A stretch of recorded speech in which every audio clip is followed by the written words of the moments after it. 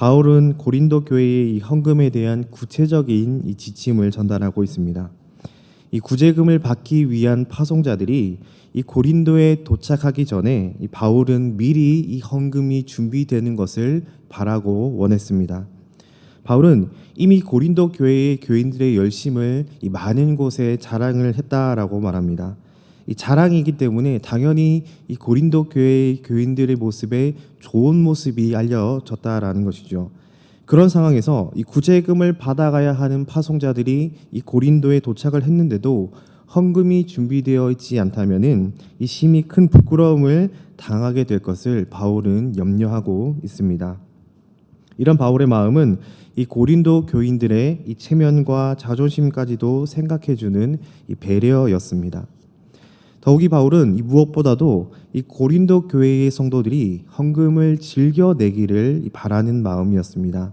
왜냐하면 하나님께서는 억지로 내는 헌금을 내는 것보다는 마음에서 우러나오는 헌금을 바라시기 때문이지요. 7절입니다.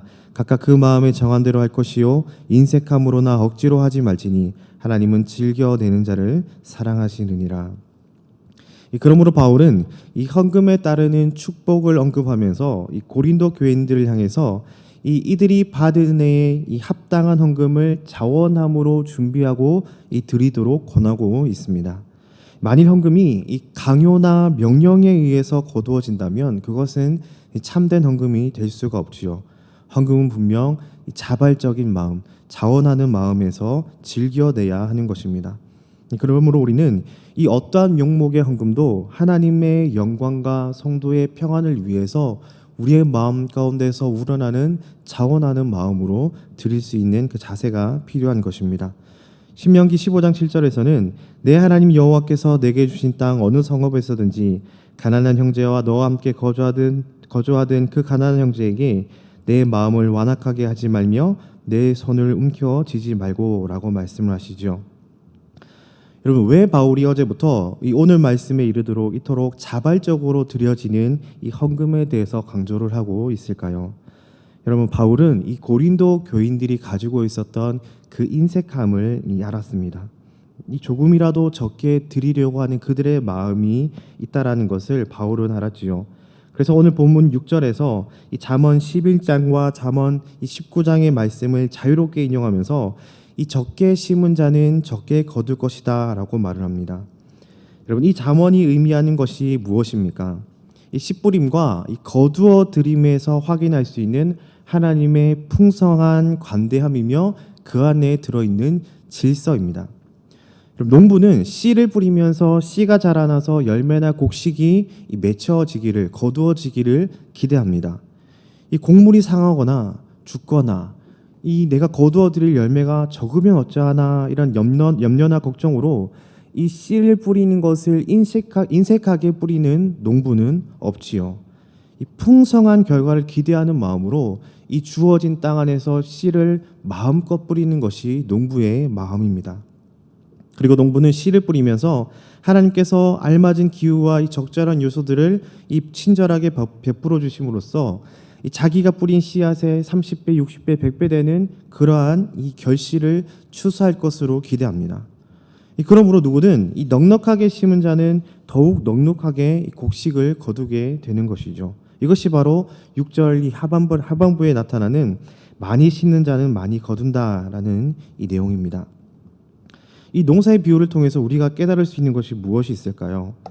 바울은 성도가 모든 일을 함에 있어서 항상 풍족하게 선한 일을 많이 할 수 있도록 하나님께서는 모든 은혜를 부어주신다라는 것을 우리들에게 말해주고 있는 것입니다. 즉, 아낌없이 씨를 뿌린 농부에게 이 추수의 때가 다가오고 더욱이 다음에 뿌릴 수 있는 씨와 그리고 자신이 먹고 남을 수 있는 이 모든 이 결실을 주시는 것이 하나님께서 허락하시는 원리이며 이 은혜라는 것이죠. 마찬가지로 하나님께서는 이 남에게 너그럽게 베푸는 자에게는 그가 필요로 하는 것을 충분히 채워주실 뿐만 아니라 그로 하여금 더 많은 선한 일들을 행할 수 있도록 아낌없이 부어주시는 것이 하나님의 원리라는 것입니다. 하나님은 성도들이 더 많은 것을 다른 이들과 나누기를 원하시며 그 필요한 것을 제공해 주시는 분이십니다. 내게 나눌 것이 없다라고 생각이 되어서 이 나누지 못하는 사람들은 계속해서 나누지 못하는 상황 가운데 있는 것이고, 비록 내가 부족하지만 마음을 다해서 나누는 자는 다음에 더욱 풍성하게 나눌 수 있는, 그리고 내가 누릴 수 있는 것들을 허락해 주신다라는 것이죠. 여러분, 이런 하나님의 원리를 아는 자라면, 그리고 이런 하나님의 은혜를 누리는 자라면 당연히 아낌없이 내가 가지고 있는 씨를 뿌리는 자가 되어야 하는 것입니다. 아낌없이 이웃에게 나누는 자가 되어야 하는 것이죠. 여러분, 이렇게 해가는 사람을 시편 112편 9절에서는 자기가 받은 은혜를 흩어서 가난한 이에게 주는 자라고 표현을 하고 있습니다. 자기가 받은 은혜, 즉 예수 그리스도로부터 받은 은혜로 말미암아 이 자기가 소유한 것을 가난한 자에게 나누어 주는 자라고 시편은 표현하고 있지요. 그리고 이러한 사람들은 번성하는 후손의 축복과 번영의 축복, 그리고 언제나 하나님이 인도하시며 격려하시는 그 축복을 누리게 될 것이다 라고 분명하게 말하고 있습니다. 여러분, 이는 당시 고린도 교인들에게 말하는 것이 아니라 오늘날을 살아가고 있는 우리들에게도 주어지는 교훈이며 요구되어지는 삶인 것입니다. 남에게 관대히 주는 섬기는 일은 이 은혜를 소유하고 있는, 지금을 살아가고 있는 성도들에게 주어지는 마땅하고도 필수적인 의무라는 것이에요. 그리고 동시에 그것으로 끝나는 것이 아니라 이 아낌없이 나누고 이 드리는 삶을 살아가는 자에게는 너무나도 확실하게 약속되어 있는 축복이 있다라는 것입니다. 여러분, 우리는 이것을 깨달아야 하는 것이에요. 부디 이 자리에는 우리 모두가 아낌없이 나누는 것을 통해서 하나님께서 우리에게 허락하신 이 원리와 은혜를 풍성하게 누릴 수 있기를 간절히 소원합니다. 여러분, 성도는 바람직한 연보를 통해서 하나님의 은혜를 자신 안에, 그리고 자신의 주변에 더욱 풍성하게 퍼뜨릴 수가 있습니다.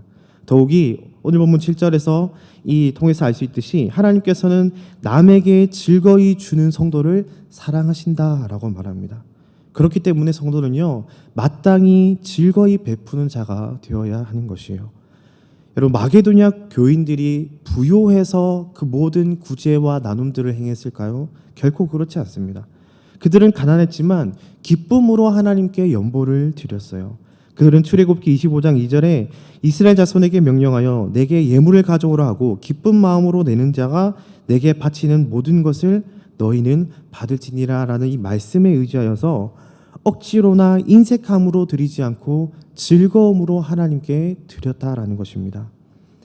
여러분, 마게도냐 교인처럼 우리는 자원함으로, 그리고 즐거움을 가지고 하나님께 예물을 드릴 수 있어야 하는 것이에요. 여러분, 로마서 1장 14절에는 이런 말씀이 있습니다. 헬란이나 야만인이나 지혜 있는 자나 어리석은 자에게 다 내가 빚진 자라. 여러분, 우리가 왜 이 즐거움과 자원함을 가지고 하나님께 모든 것을 드리고 이것을 이웃에게 나눌 수 있어야 되는가? 여러분, 우리는 빚진 자이기 때문이에요. 바울이 예수 그리스도의 사랑과 은혜의 빚진 자라고 하였듯이 우리 또한 복음의 빚진 자들입니다. 예수님께서 우리에게 영원한 생명과 구원을 주시기 위해서 그 십자가에서 모진 고통을 당하시고 목숨까지 버려주신, 그렇게 우리에게 전해주신 그 은혜와 지금도 우리가 살아가고 있는 이 삶 가운데에 풍성하게 허락하여 주시는 그 축복 가운데 주시는 그 은혜들이 지금도 우리 안에 있다라는 것이에요. 여러분, 이 은혜를 소유한 자라면, 그리고 이 은혜를 누리고 있는 성도라면 도무지 갚을 수 없는 이 빚을 하나님께 진 자로서 우리는 하나님께 무한히도 감사하고 이 은혜 가운데 살아가야 하는 것입니다.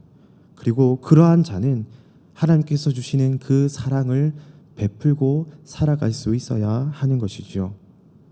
하나님께 마음을 다하고 그 마음을 다함으로 하나님을 사랑하며 살아가야 한다라는 것입니다. 여러분, 누가복음 12장 34절에는요, 너희 보물이 있는 곳에 너희의 마음이 있다라고 말합니다.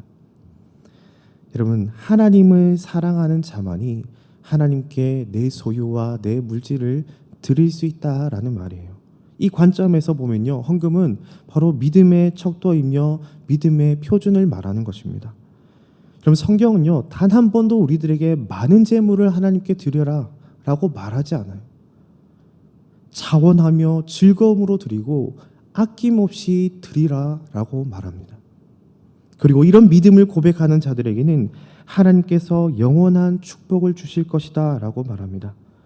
시편 112편 9절에서도 말하듯이 그가 재물을 흩어 빈궁한 자들에게 주었듯이 그의 의가 영구 있고 그의 뿔이 영광 중에 들리리로다. 여러분, 이를 통해 우리가 무엇을 알 수 있습니까? 의는 하나님의 속성이며 우리는 하나님의 은혜로 말미암아 이 의를 입고 살아가는 의인들입니다. 우리의 신분은 분명히 이 땅 가운데서 의인의 신분으로 살아가는 것이죠. 여러분, 의인은요, 하나님께서 관대하신 것처럼 관대함을 가지고 그 인정을 베풀며 살아가는 자들이 되어야 합니다. 즐겨하며 가난한 이웃을 보살펴 줄 때에 우리의 삶 가운데에는 영원한 의가 나타나게 되고 그 의의 열매가 우리의 삶 가운데서 맺어지게 된다라는 것이에요. 요한복음 15장 8절에서 너희가 열매를 많이 맺으면 내 아버지께서 영광을 받으실 것이요 너희는 내 제자가 되리라라고 말씀하십니다. 사랑하는 성도 여러분, 하나님께서 우리들에게 주신 이 은혜를 다시 한 번 더 기억하시길 바랍니다. 그리고 그 은혜로 말미암아서 더욱 하나님을 사랑하고 하나님께 마음을 드릴 수 있기를 간절히 소원합니다. 그리고 그것이 내게 주신 이웃, 특히나 내 주위에 있는 가난한 자들에게 내 소유를 기꺼이 나눌 수 있는 삶의 모습으로 나타나기를 간절히 소원합니다. 그것이 하나님의 의를 힘입은 의인으로서 그리고 예수님의 참된 제자들로서 마땅히 우리가 이 땅 가운데서 살아가야 하는 삶의 모습이며 그를 통해서 하나님은 의의 열매를 맺어 가시는 것입니다. 여러분, 우리가 분명히 그러한 마음으로 나누고 그것들을 베풀며 나갈 때에 여러분, 우리에게는요, 나누고도 그리고 내가 쓰고도 남을 더 풍성한 것들로서 하나님께서는 우리의 삶 가운데에 채워주시겠다라고 약속하십니다. 여러분, 이러한 하나님의 약속을 굳게 붙잡으시고 오늘도 하나님을 향한 그 마음을 다하여서 내게 있는 것을 하나님께 아낌없이 드리고 내 주위에 있는 이웃들에게 이것을 나누는 삶을 살아가시는 사랑하는 성도 여러분들 되시기를 간절히 축원합니다. 기도하겠습니다.